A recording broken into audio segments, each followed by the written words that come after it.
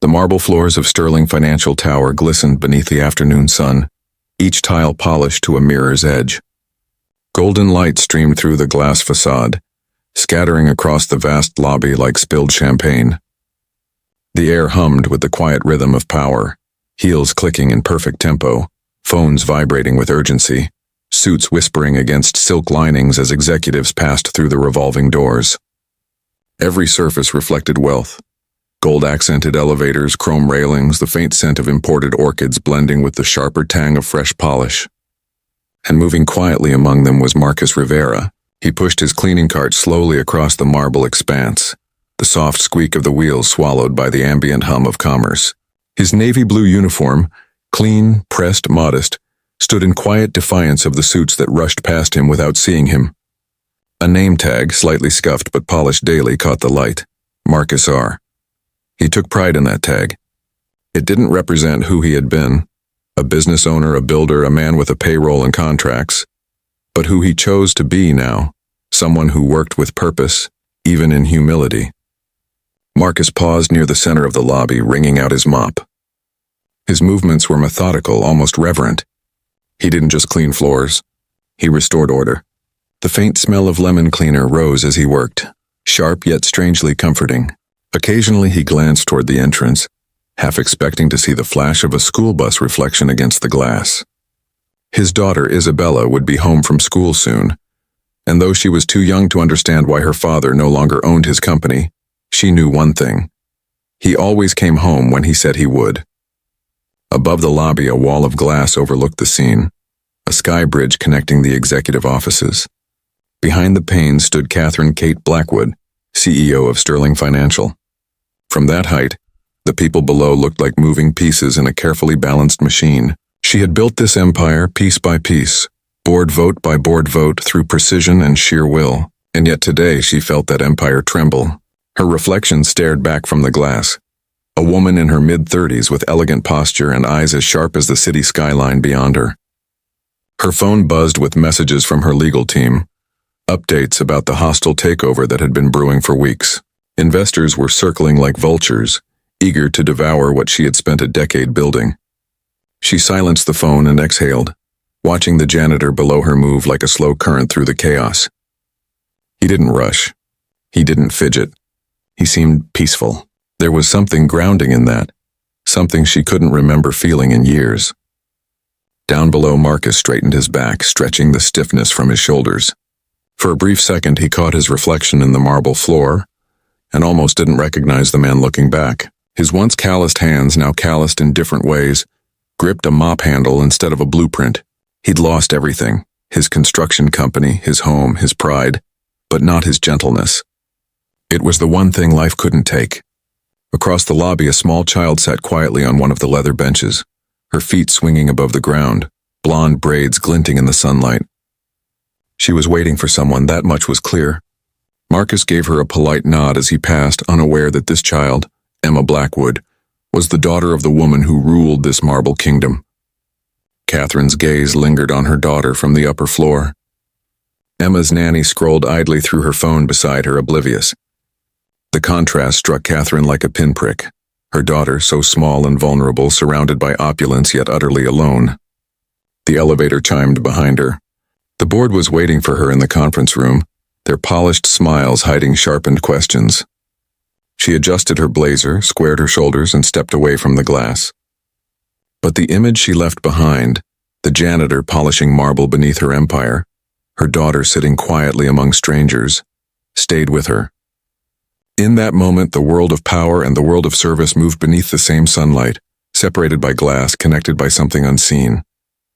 Neither Catherine nor Marcus could have known how soon those worlds would collide, and how the quiet compassion of a man with a mop would ripple through the marble tower like a miracle no wealth could buy. The 11th floor of Sterling Financial Tower was a fortress of glass and steel, elegant, sterile, and humming with the pulse of billion-dollar decisions. The skyline stretched endlessly beyond the windows, reflecting in the polished conference table where 12 board members sat like silent judges. Catherine Blackwood, known to the media as the Ice Queen of Wall Street, sat at the head of that table, her posture unyielding, her voice steady. On the surface, she was unshakable, Inside, the ground beneath her empire was crumbling. "The offer from Harland Equity still stands," said Richard Lang, her CFO, his words precise and cold. "They're increasing pressure. If we don't respond by Monday, they'll announce the acquisition publicly." Catherine kept her gaze fixed on the skyline, her reflection slicing through the glass like a ghost. "And when vultures start circling," she said calmly, "you don't feed them. You make them believe you're the predator." A murmur of approval rippled through the room, but it was hollow. She could sense their doubt, smell it in the air like cheap cologne. They didn't believe in her anymore. The whispers had already begun. "She's distracted." The divorce weakened her. Sterling isn't the same without Jonathan Blackwood. Catherine didn't flinch. She wouldn't give them that satisfaction. But when the meeting adjourned and the boardroom emptied, she didn't move. She sat in the silence, staring at her trembling reflection in the glass wall. From this height, she could see the lobby far below. She could see Marcus Rivera, though she didn't yet know his name, pushing his cleaning cart across the marble expanse. His movements were slow but deliberate, calm amid the chaos of executives storming past. She envied that calmness. For a brief irrational second, she wished she could trade places with him, to wipe away dust instead of worry. Her assistant Emily entered quietly. "Ma'am, your daughter's here." The nanny brought her about 15 minutes ago. Catherine blinked as if pulled out of another life. "Emma?" "Yes, ma'am. She's waiting downstairs in the lobby." Catherine's gaze dropped again through the glass. Down below, the little girl she hadn't seen all week sat on one of the long leather benches, her small hands folded tightly in her lap. Her nanny scrolled idly on her phone beside her. Emma's legs swung back and forth, the movement restless, uncertain. A lump formed in Catherine's throat, one she quickly swallowed. "Tell them I'll be there in a few minutes," she said. Emily hesitated. "Ma'am, the Harland attorneys are also waiting for your response. They said they'll need an answer before end of day." Catherine's tone turned brittle. "Then they'll wait." But as Emily left, the phone on the conference table buzzed again. Emails, market updates, lawyers, numbers, deadlines. Her empire, loud and insistent, calling her back. She rubbed her temples, closed her eyes for just a moment and inhaled deeply. Somewhere beneath the marble and glass, her daughter waited. The only person in the world who didn't care about balance sheets or hostile takeovers. Down in the lobby, Emma's small world was starting to collapse. The sound of high heels clicking across marble echoed endlessly. People rushed by, briefcases swinging, their voices blending into a chaotic hum. To a child, it sounded like thunder. Emma hugged her small stuffed rabbit tighter to her chest. The noise pressed in around her, the smell of coffee, perfume, and the faint sting of cleaning chemicals mixing in the air. She could feel her heartbeat quickening. The space was too bright, too big. The walls of glass seemed to close in instead of open out. Her breathing shortened. Her small fingers clenched the bench. The air caught in her chest like a knot she couldn't untie. Her eyes blurred as tears welled up, and suddenly she couldn't breathe. Her nanny was still scrolling, oblivious.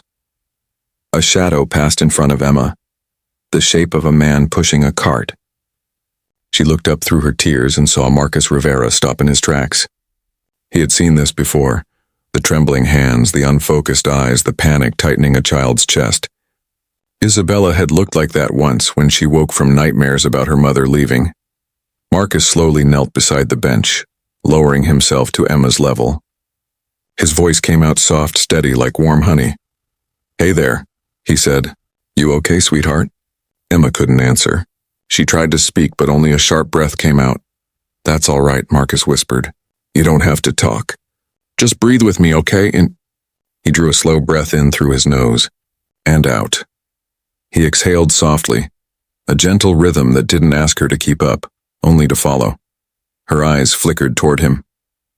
He smiled faintly, the kind that asked for nothing in return. Then, reaching into his cart, Marcus pulled out a small bottle of bubble solution, slightly dented from years of use. "You know what helps when I get scared?" he said quietly. "Magic bubbles. You ever seen magic bubbles before?" Emma's lips trembled, but she managed to shake her head. "Well," Marcus said, unscrewing the lid, "you're in luck." He dipped the wand, lifted it slowly, and blew. A trail of shimmering bubbles floated into the air, glimmering rainbows spinning through beams of light. They drifted over the marble floor, fragile and beautiful, catching the reflections of the golden afternoon. Emma's breathing slowed as she watched one bubble rise higher and higher before bursting in a tiny shimmer of light. Another floated past her cheek, cool and gentle as it popped. Marcus smiled. See? Magic. They take all the bad feelings away. Every breath you blow out becomes a bubble that flies off to the clouds. Emma's breathing steadied, her chest rising and falling again. Her eyes followed the bubbles like tiny stars, and from far above, unseen, Catherine Blackwood stood motionless behind the glass wall of her office. She had been about to send security to check on the commotion when she saw the janitor kneeling beside her daughter. Now she couldn't move. She watched as this quiet man in a worn uniform coaxed calm back into her child with nothing more than patience and kindness. She pressed her hand against the glass. For the first time that day, her eyes burned with tears. In a world where everyone demanded something from her, she was watching the only person who asked for nothing and gave everything that mattered. The CEO who commanded billions could only stand there, powerless as a janitor reminded her what real power looked like. Down below, a bubble floated upward, bursting against the sunlight. The smallest thing in the world, carrying the biggest meaning she had seen in years.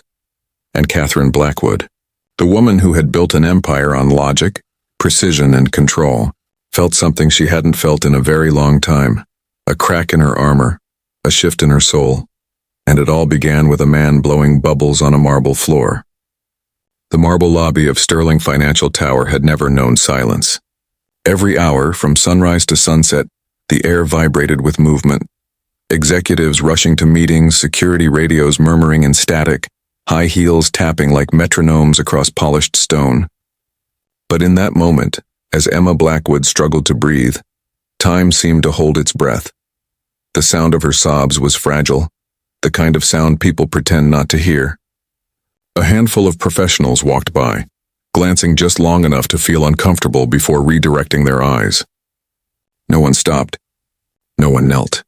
No one saw her, except for the man pushing a mop. Marcus Rivera froze mid-step.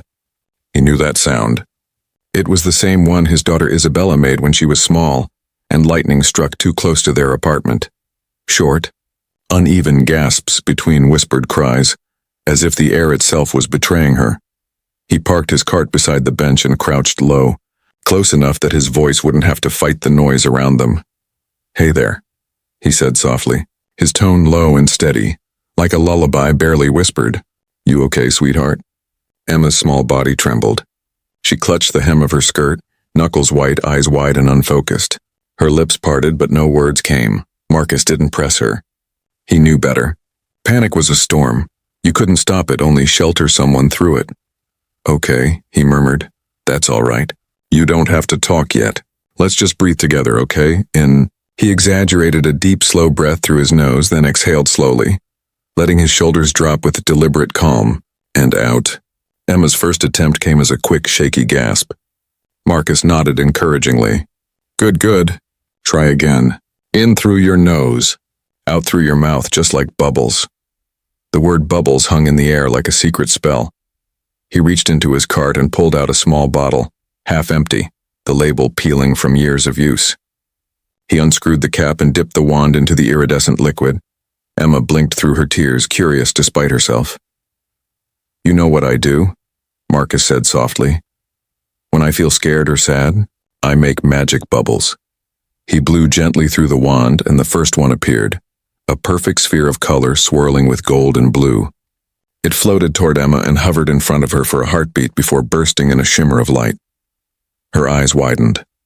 Another bubble followed, then another, rising like tiny orbs of peace against the cold air conditioning of the lobby.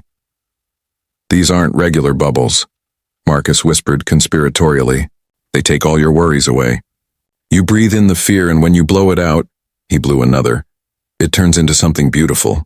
The little girl's breathing slowed just slightly. She watched as one bubble drifted upward, catching sunlight from the high glass windows. Up above, behind the tinted glass of the 11th floor, Catherine Blackwood stood frozen. She had been on her way out of the conference room when she saw her daughter's small figure on the bench, shoulders shaking, lips trembling. Her heart had seized. She had started to call for security. until she saw the janitor kneel. Now, her manicured hand pressed against the cold glass, her pulse racing as she watched. Marcus blew another bubble and Emma followed it with her eyes, her breathing finally sinking to a slow rhythm. "See that one?" he asked. "That one's carrying your scared feeling. It's flying up all the way to the clouds." A faint smile, tiny but real, curved across her lips. Her chest loosened. She reached for the wand with trembling fingers. "Wanna try?" Marcus asked, offering it to her. Emma nodded slowly. She brought the wand close to her mouth and exhaled. Too fast at first, producing only a splatter of soap. Marcus chuckled softly. "That's okay. Try again, but gentler this time. Like this." He demonstrated a slow, steady breath. Nice and easy. The next bubble emerged perfectly round, floating upward before bursting with a small shimmer. Emma gasped, but this time in awe, not panic. "There you go," Marcus said, grinning. "Told you could do it." From above, Catherine covered her mouth with one trembling hand. A lump rose in her throat. She had spent tens of thousands on therapists to help Emma adjust to the divorce. Yet here was a janitor with nothing but soap, air, and patience, doing more in 5 minutes than the professionals had done in months. Down in the lobby, Emma's nanny finally noticed and rushed over. "Emma, oh my goodness, are you all right?" Emma looked up, her eyes still glistening but calm. "I'm okay," she said softly. "He helped me blow the scared away." The nanny blinked at Marcus, unsure whether to thank him or apologize. Marcus simply smiled and nodded. "She's all right now," he said kindly. "Just needed a little magic." As they walked away, Emma turned around and gave him a small wave. Marcus waved back before returning to his mop bucket, as if nothing remarkable had happened. But up on the 11th floor, Catherine Blackwood couldn't move. Her heart was a storm of emotion, guilt, gratitude, disbelief. The man she had barely noticed all these years had just saved her daughter from a spiral of fear. No cameras, no audience, no motive. For the first time in years, she saw the brutal truth reflected in the glass before her, that she had spent her life mastering power. But somewhere along the way she had forgotten tenderness. Her empire felt suddenly fragile, almost laughable compared to what she had just witnessed. A man with no wealth had just shown her the only kind of power that really mattered, the power to make a frightened child feel safe. The janitor gathered his cart and continued cleaning, completely unaware that the woman whose name adorned the building was still watching him, not as a CEO, but as a mother whose heart had just cracked open. The sunlight shifted across the marble as another bubble, the last one, drifted upward toward the glass ceiling. It shimmered with all the colors of the sky before bursting soundlessly. Catherine flinched at its disappearance, as though something inside her had burst too. And in that instant, she knew her world was about to change forever, though not because of a hostile takeover, or a boardroom battle or a billion-dollar deal, but because of one man, a man who kneeled down to help a frightened little girl breathe again. And though Marcus Rivera didn't yet know it, the act that had cost him nothing would soon transform everything he'd ever known. The lobby had never looked more beautiful. Sunlight poured through the glass like liquid gold, illuminating the air where 1,000 bubbles shimmered and vanished one after another. Each burst was like a whisper, a soft exhale of calm spreading through the space that only minutes earlier had been filled with the sound of quiet panic. Marcus Rivera stood beside his cleaning cart, his knees still on the cold marble, his mop leaned against the bucket, forgotten for the moment. His focus was entirely on the little girl sitting cross-legged before him, giggling softly as she tried to blow another bubble. Emma Blackwood was no longer crying. Her cheeks were still damp, her eyes still swollen, but her laughter, fragile and pure, carried across the empty air like a melody. Each bubble she made wobbled uncertainly, rising, drifting, and popping against invisible walls of sunlight. Marcus smiled at her, though he didn't say much. Words weren't needed. He had learned long ago, with Isabella, that sometimes silence is the kindest thing you can give a child who has cried too long. Her breathing was steady now, the panic gone. The color had returned to her face. She stared at the wand with fascination, as if it held magic too powerful for explanation. "See?" Marcus said quietly, his voice low and warm. "Told you they're magic." Emma nodded, the corners of her lips lifting into a shy smile. They take the scared away, she whispered. They do, Marcus said, his gaze softening. And they don't just carry the scared away, they carry it up. To the clouds. The sky takes care of it from there. Another bubble floated between them, a perfect glimmering sphere reflecting both of their faces. For a moment it looked like they existed inside it together, two small souls in a world made of light. Then it popped, scattering sunlight across their skin.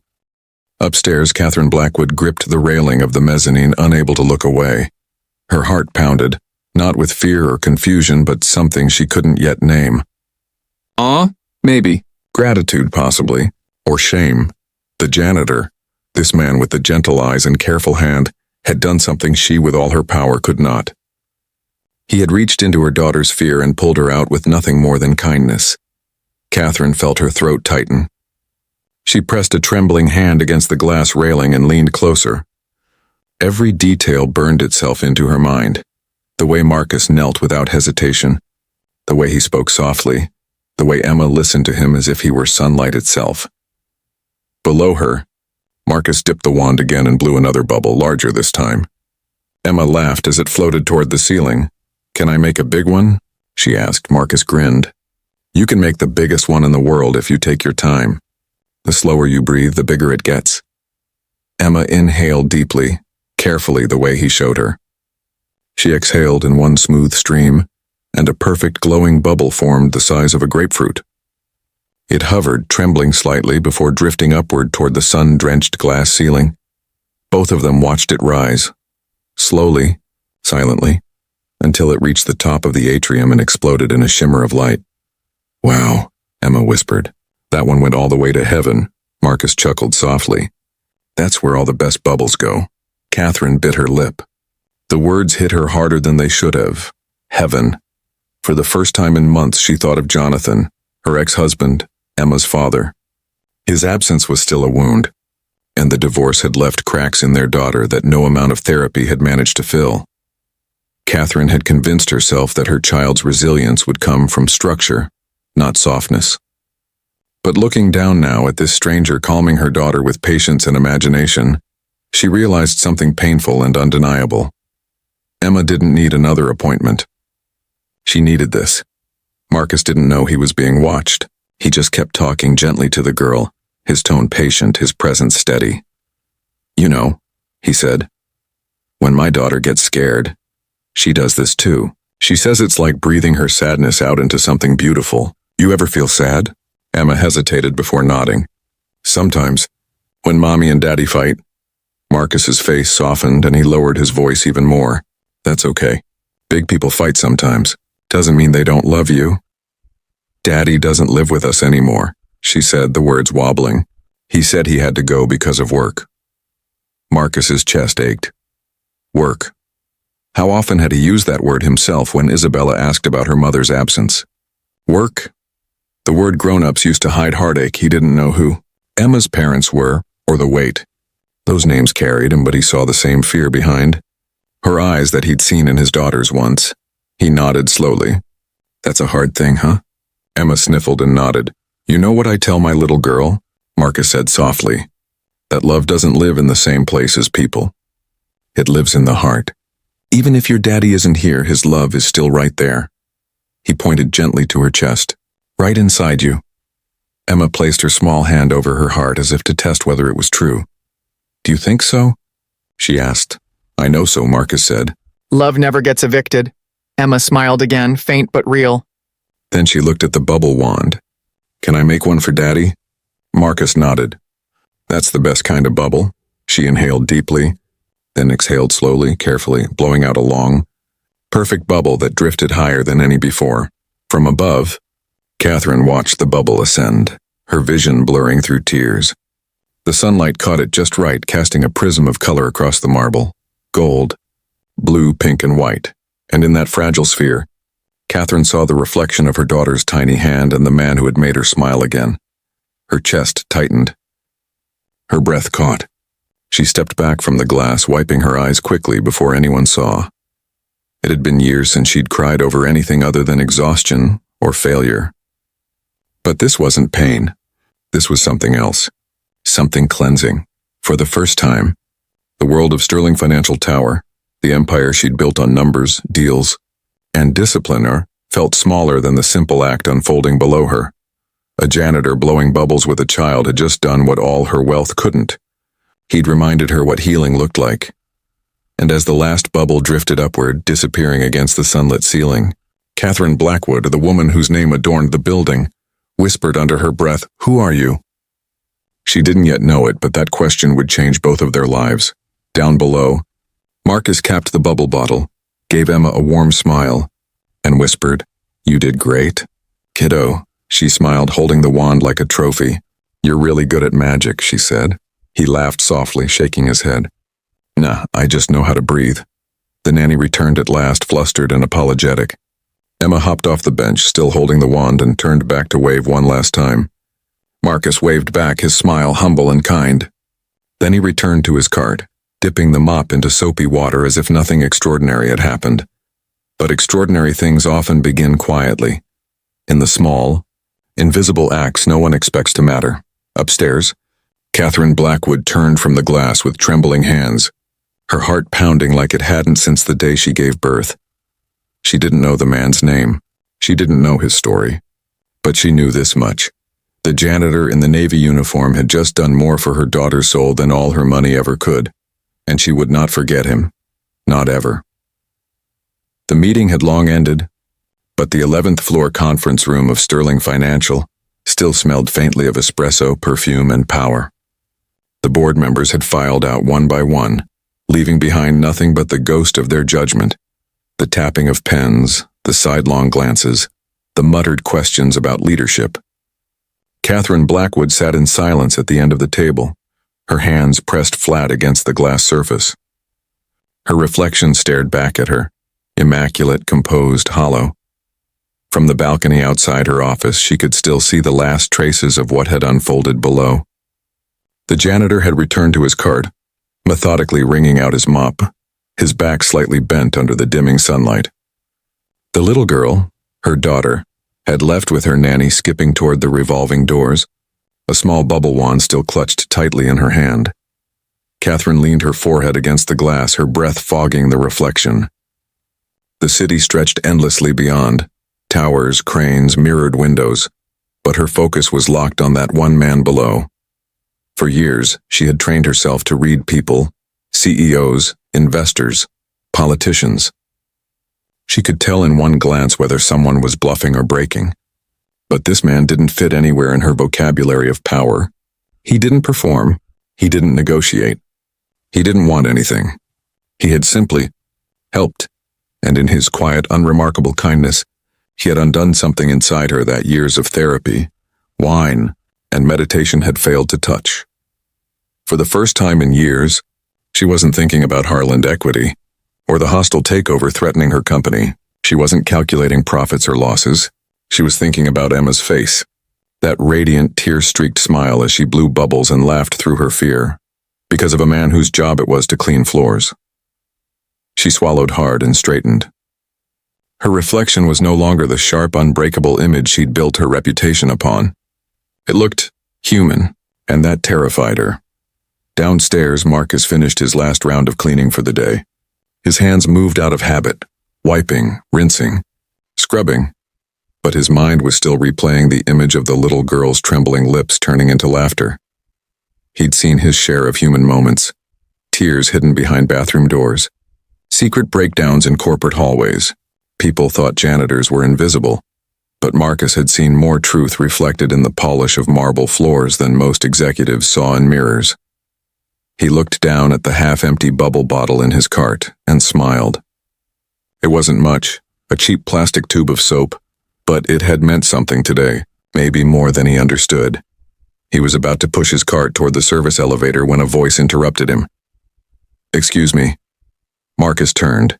Standing before him was Catherine Blackwood, not the image from business magazines, not the face that appeared under headlines about the billion-dollar visionary. This Catherine looked different.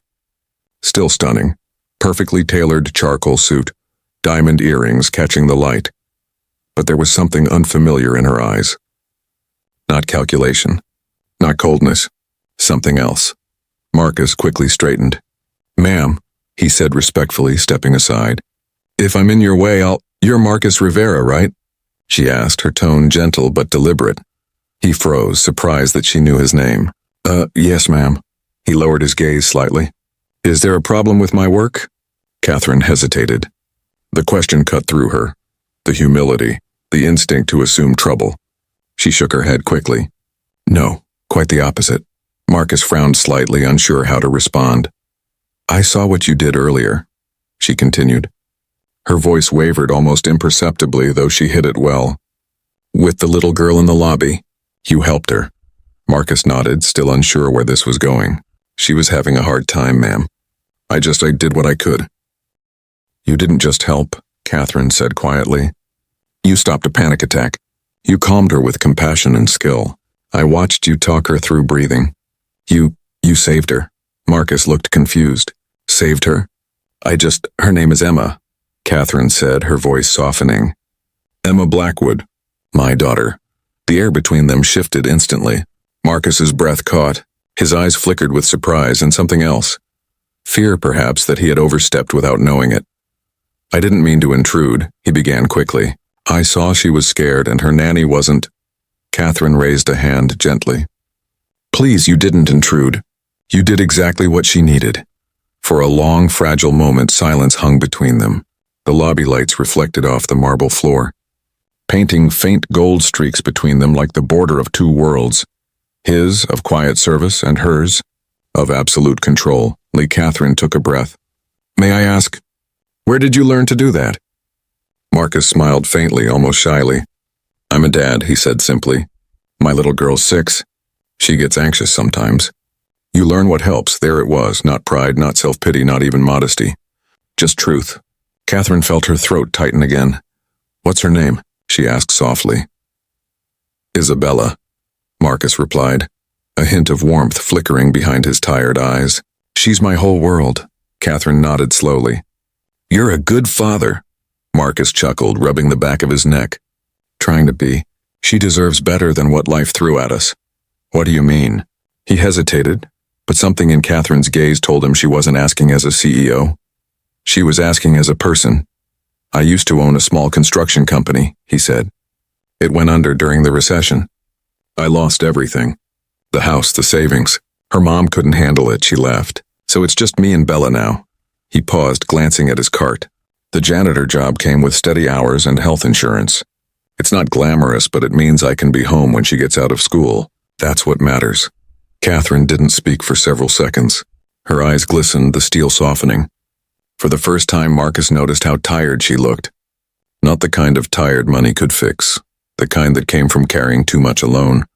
When she finally spoke, her voice trembled ever so slightly. "Do you have any idea," she said, "how rare that kind of strength is?" Marcus blinked, unsure how to answer. "I just do what I can, ma'am." Catherine exhaled slowly. "You did more than you realized today." She looked at him, really looked at him. The quiet dignity, the care behind his every movement, the way he stood as if the weight of the world rested gently on his shoulders but never pulled him down. "You remind me of someone I used to know," she said softly. "Someone who believed that leadership wasn't about being above people, but beside them." Marcus lowered his eyes humbly. "That's a good way to put it."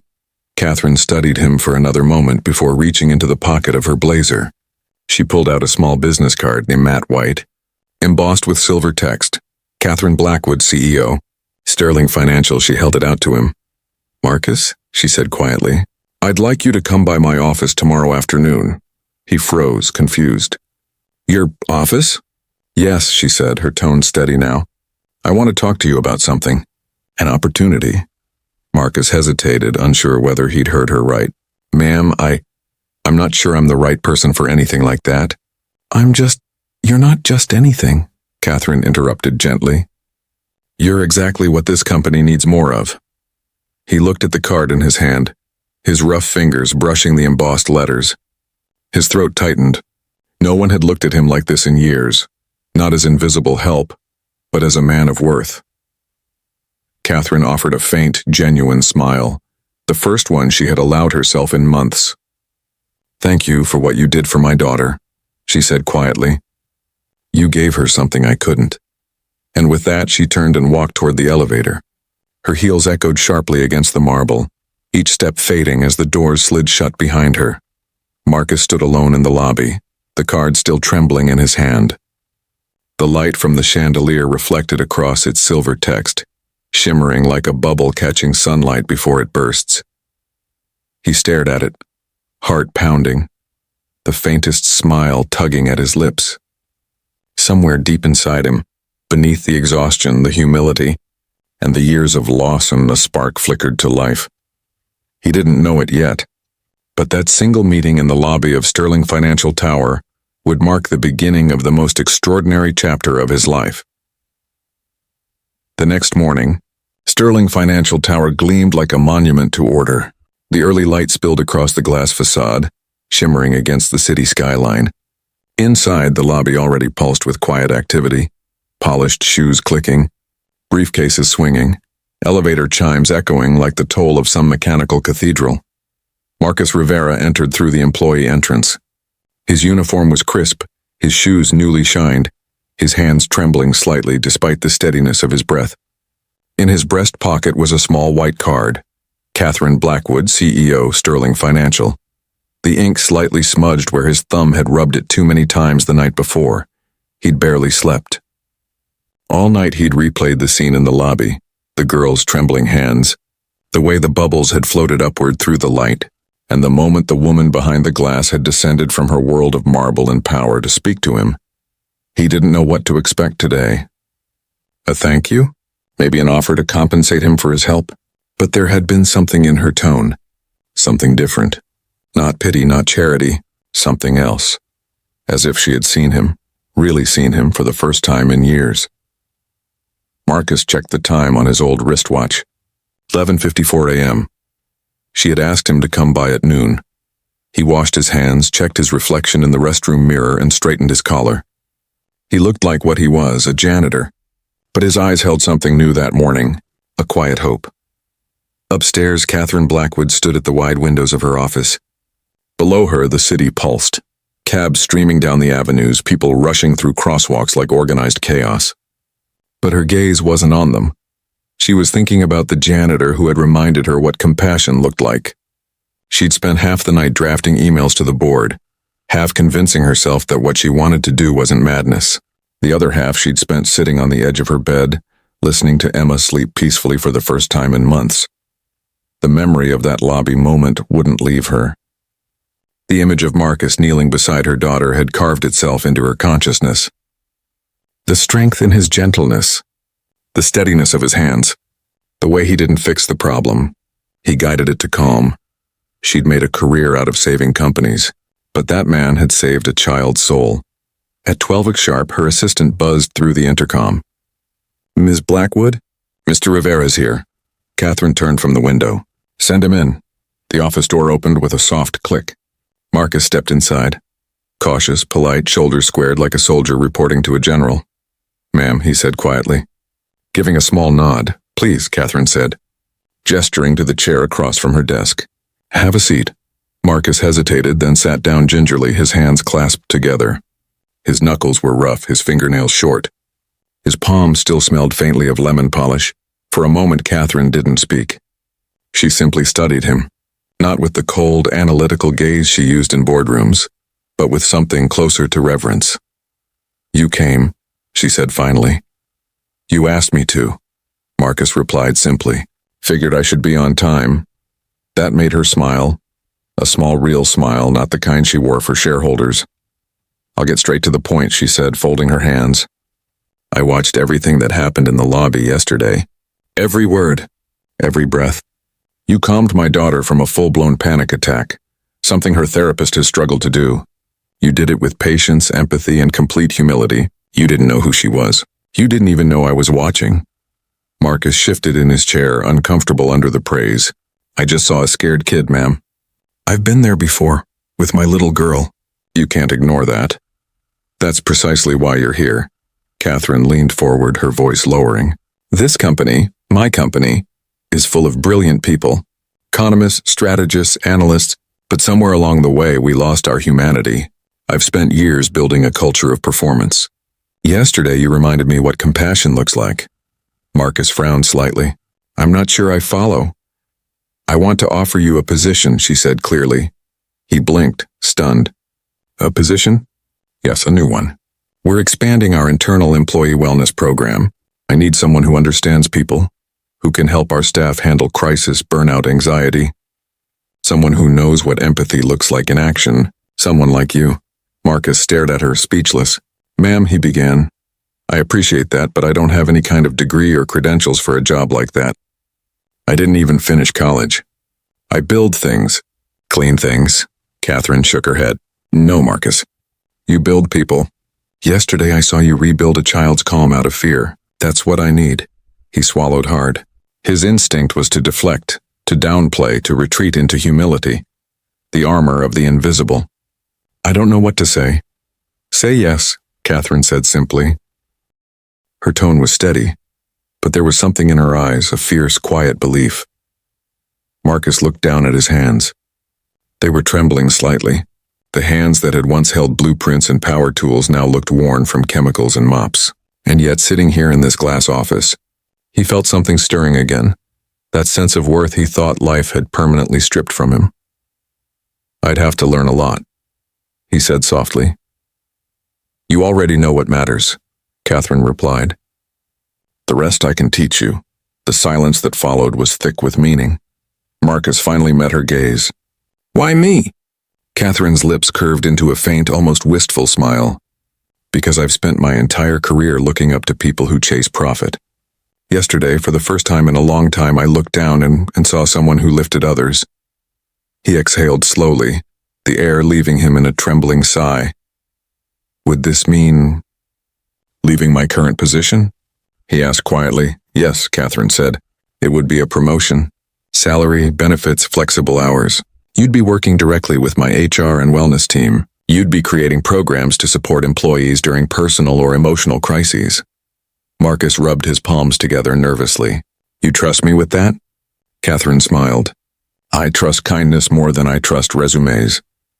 Something broke inside him then, the invisible wall he'd built to protect himself from disappointment. His eyes glistened, and for the first time in years he didn't try to hide it. I don't know what to say, he murmured. Say you'll think about it, she said, and then say yes. Marcus chuckled through the weight in his chest. You're very persuasive, ma'am. I didn't get to where. I am by taking no for an answer, she said lightly.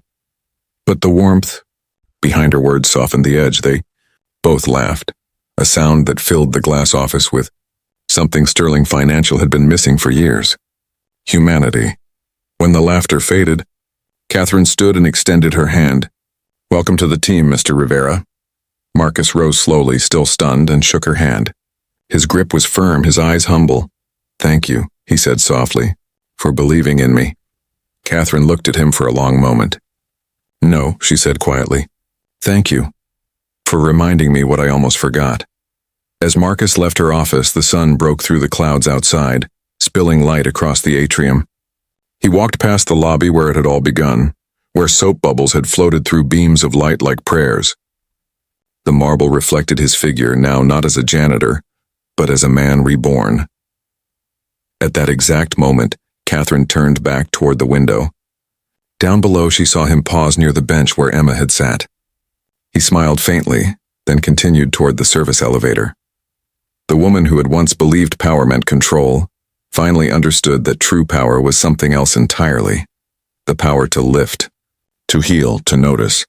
And though neither of them could see it, the sunlight glinting across the marble floor shimmered like tiny bubbles, reminders that miracles don't announce themselves. They begin quietly in the space between a tear and a breath. The elevator doors opened with a soft chime, and Marcus Rivera stepped into his new world. 3 months had passed since that afternoon in the marble lobby, the afternoon that changed everything. The same tower that had once felt like a fortress of glass and power now felt alive, different. The employees still walked briskly, their voices still hummed with corporate urgency, but something invisible had shifted. A softness in the air, a new pulse in the marble, and at the heart of it was him. Marcus stood on the 15th floor, looking out through glass walls at a panoramic view of the city below. On his desk sat a half-empty bottle of bubble solution, the same one from that day. He kept it there as a reminder that miracles often begin quietly. His office was modest, tucked near the HR wing, but sunlight streamed through the window every morning. The plaque beside the door read, Marcus Rivera, Employee Wellness Coordinator. It still made him smile every time he saw it. That morning, his inbox overflowed with messages from employees, people thanking him for listening, for helping, for being a voice of calm during chaos. He'd started small, private sessions, breathing exercises, quiet rooms for stressed staff. Then came group workshops, open-door hours, and wellness programs that went viral inside the company. But what people loved most wasn't the programs. It was him. The janitor who once mopped the floors now spent his days helping people stand tall again. And somehow in doing so he'd built something priceless. Trust. Marcus leaned back in his chair, rubbing his temples. He wasn't used to being called Mr. Rivera. It still sounded foreign. He thought of Isabella. His reason for every late night, every hard choice, every humble beginning. Daddy? Her voice pulled him back to reality. Isabella stood in the doorway, a backpack slung over her shoulder and a wide grin across her face. She had grown since that day in the lobby, taller, surer, her curls tied back neatly. Marcus smiled. Hey, Peanut. How was school? Good, she said, skipping in. Guess what? Emma's here too. Her mom's in a meeting. Marcus's smile widened. Oh, yeah? Before he could say another word, a second voice echoed from the hallway. Lighter, careful, familiar. Hi, Mr. Marcus. Emma Blackwood appeared, clutching a book in her hand, her blonde braids bouncing as she ran over. She was different, too. More confident now, her laughter brighter. The two girls had become inseparable over the past few months, their friendship the bridge between two worlds. Marcus crouched down, smiling. Hey, superstar. How's my favorite bubble artist? Emma giggled. I made one this morning and told Mommy it was for her bad meetings. Marcus chuckled softly. That's the best kind of magic. The two girls began drawing at his desk, their laughter filling the air. Pure, unfiltered joy that made even the marble walls seem warmer. Across the hall, behind tinted glass, Catherine Blackwood stood silently watching. She had changed too. Gone was the sharp, cold armor she once wore into every meeting. In its place was something gentler, more grounded. Her empire had survived the hostile takeover, but not because of lawyers or money. Because she had changed how she led. Because of Marcus. He had reminded her that strength didn't come from control. It came from compassion. That a company wasn't just spreadsheets and projections, and it was people, souls, stories, and perhaps more surprisingly, he had reminded her how to be a mother. That afternoon, Sterling Financial hosted its annual leadership summit. It was a day of speeches, recognition, and strategy. But this time, Catherine had planned something different. The grand auditorium buzzed with chatter as hundreds of employees filled the seats. The stage was sleek, minimalist, black marble floor, silver podium, the company logo glowing behind it. When Catherine took the stage, the applause was polite, measured, the kind people gave powerful figures out of respect, not warmth. But when she began to speak, the room grew still. 3 months ago, she began, her voice calm but steady. Something happened in this building that changed my perspective. And I believe our company's heart. The audience shifted. Curious. Catherine looked toward the side of the stage, where Marcus stood, half hidden in the wings, his badge gleaming under the light. Most of you didn't see it, she continued.